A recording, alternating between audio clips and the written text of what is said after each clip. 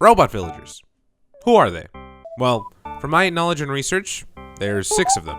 They are Bow, Meow, Dell, Ribbot, Sprocket, and if you want to know more about them, you should check out my 2 previous videos in which I talked about them. Links will be here and in the description below. But that was only 5 villagers that I named. So who is this newest addition to the robot villager gang? Well, his name is Cephalobot. But who is Cephalobot? What are his origins? Where does he come from? And who is his creator? And by any chance, does he run on protein powder? Well, for starters, and to keep it simple, Cephalobot was one of the many brand new villagers that was added to the Animal Crossing New Horizons 2.0 update, which, might I add, was quite a few months ago, which is why I'm late to this. But for those who don't know, he is a smug octopus villager with a catchphrase of donk donk. His birthday is on April 1st, and his house's interior has a very sci-fi futuristic aesthetic. And now that we covered the basic information, let's get into his design. And I gotta say, I really like Cephalobot's design.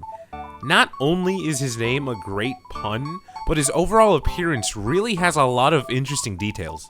For example, Cephalobot shares a lot of similarities to Ribbot, such as being made out of metal held together by rivets, and they both have vents on the side of their heads.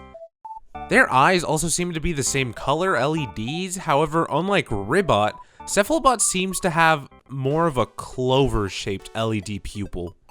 But as we turn Cephalobot around, we get to uncover more secrets to his design, because like every other robot, Cephy here also has a number on his back, 083. Now you may be wondering, does that mean he's the 83rd iteration of Cephalobot, or is he the 83rd overall robot villager? I'm not entirely sure, but I like to think that maybe it's overall, considering Sprocket is 04 and Ribbot is 59. More on that in these videos. And I'm sure you've already noticed this, but Cephalobot also has another kind of vent/exhaust on top of that number, and what seems to be the most interesting part of his design, 3 power outlets with what seems to be light indicators underneath them. And there's also one tiny little detail that I would also like to add, because this one's a little bit more hidden and requires that one glitch that, kind of removes your animal villager's clothes.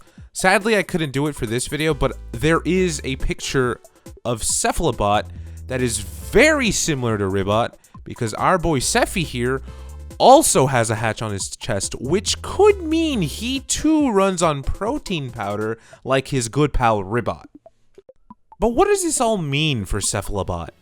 Well, not only does the number 83 indicate he's a new robot, which holds true due to him being a new villager, but with the 3 power outlets on the back of his head, does that mean Cephalobot is a walking, talking battery? All the other robot villagers seem to also have some kind of job due to their personalities and interests, such as Dell being a sailor/fighter due to his background, Sprocket being in a band for his interest in music, and Ribbot being a bodybuilding powerlifter by his jock personality. So does that mean our good pal Cephalobot's job is just to be a walking, talking battery? Maybe? I'm not too sure. But something I really haven't talked about too much is his house interior, because I wanted to save it for last, because taking a look at it, it gave me a bit of a realization. His house's theme is pretty obvious. It's essentially just science, sci-fi, big brain energy. His room is decorated with a supercomputer, a holo table, a very cool gamer chair, and a stove, I guess. But the one thing that caught my interest the most is this item, the cold sleep pod. Now hear me out. May seem a little strange, but what if Cephalobot is the creator of these robot villagers? Why?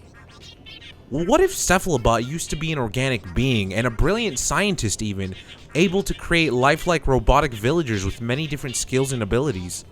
But sadly, due to the short lifespan of an octopus, which is 3 to 5 years apparently, he strove to prolong his life and continue sciencing by upgrading his organic form into a metallic body. He also has a throwback skull radio to remind himself of his organic past, even though the octopus don't have bones.